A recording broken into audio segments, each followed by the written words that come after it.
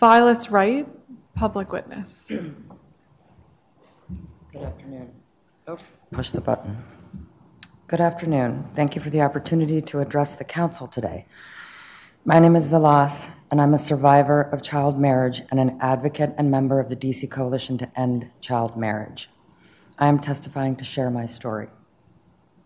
At the age of 13, I was violently raped and left on the side of the road.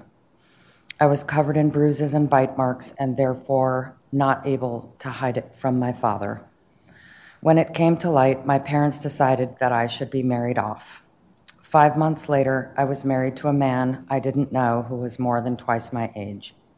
No one asked me. I was naive and innocent. No one stopped it. No one stood up and questioned if this was right or wrong. You have the power to do that.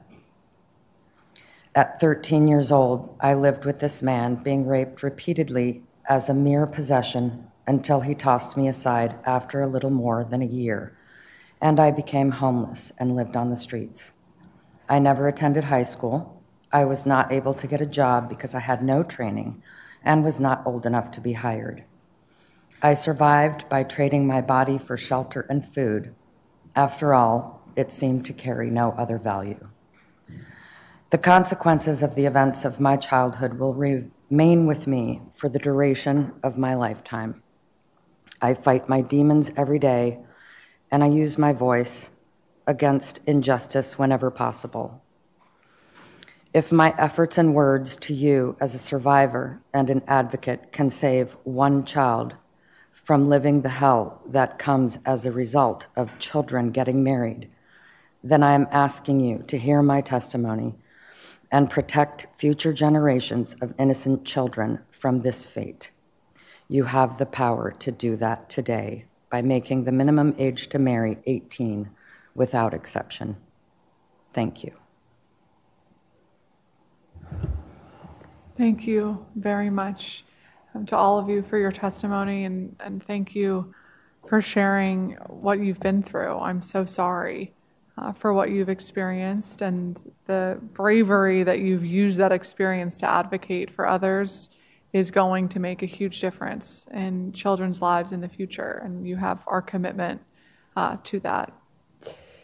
I want to ask you both, what would you go back and say to yourself now as a child, knowing what you know now? And I ask because we're trying to figure out how we can better reach young people who may be in these situations earlier, and knowing kind of how this has played out in your own lives. What would you go back and say to yourself?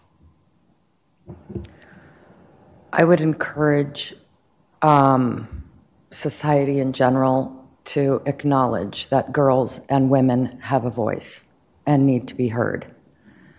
It's time that we start listening to women and girls and stop letting patriarchy dictate. I mean, the fact that this whole entire courtroom is filled with women is extremely wonderful and relieving to me, because it means that we are starting to be heard and we're starting to step up in our own defense. But as time progresses, I see that we are listening more, and that wasn't happening back in the day. If you complained that you were raped, did that really happen? What were you wearing? Were you drunk? These questions are hopefully going away soon.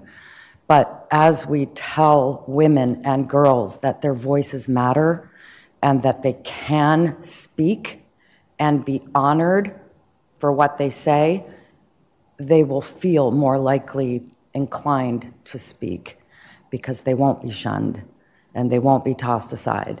So I'm seeing it happen, but I feel like we have to say it out loud and acknowledge it and say it out loud. Women and children's voices matter. Listen to them.